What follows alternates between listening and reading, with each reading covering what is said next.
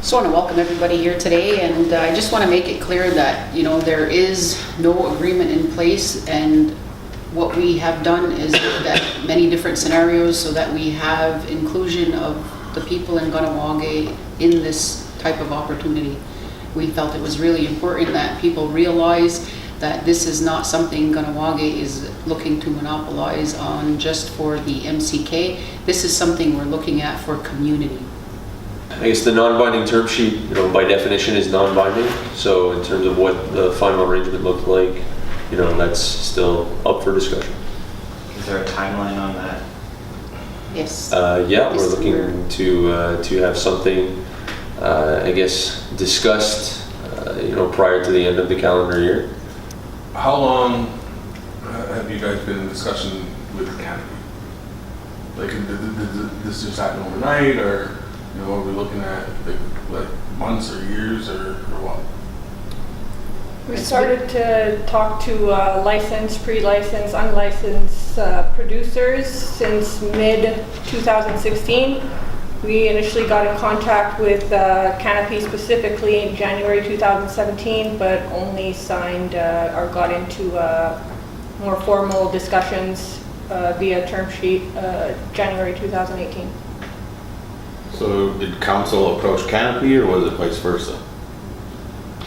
In terms of, companies approached us during that phase, and we were also approaching companies. We had actually, attended various conferences and events and spoke to multiple, publicly traded licensed companies, as well as some other licensed companies as well.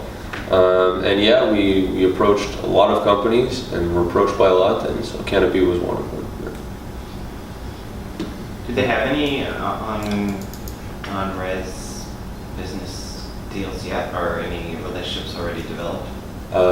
There is no, in terms of being on territory type of arrangement, no, there is none. This would be, it's safe to say this would be a one-of-a-kind first for both Canopy and the community of Kahnawake.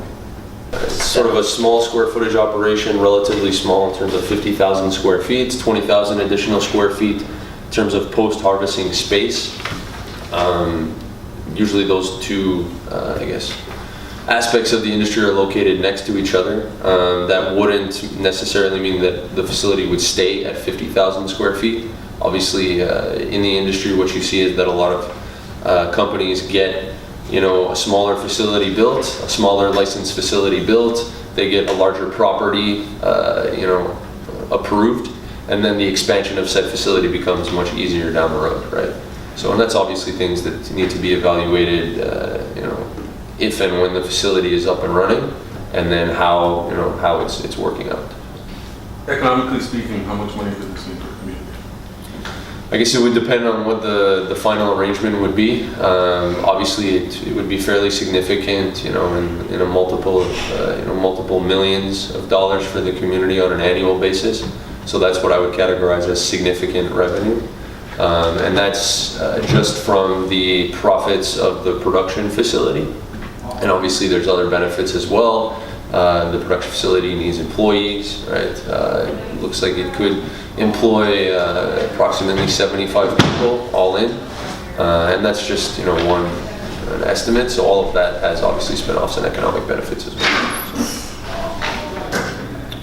I just think it's important to point out that they want to be responsible economic drivers, not just for themselves in the industry. They point out what they did in Smith Falls and how they helped the community rebuild itself. And that's why there's a very big openness to exploring other possibilities, again, including community business. So when we look at what they did over there and how it's driven their whole economy and it's revived it all, we're looking at those things for Kahnawake. I think one of the other things to point out is the patience that they've had, because we had signed that term sheet, but council at the time, the previous council, felt it was important that the draft law go ahead first, and the more work and movement was put into the draft law.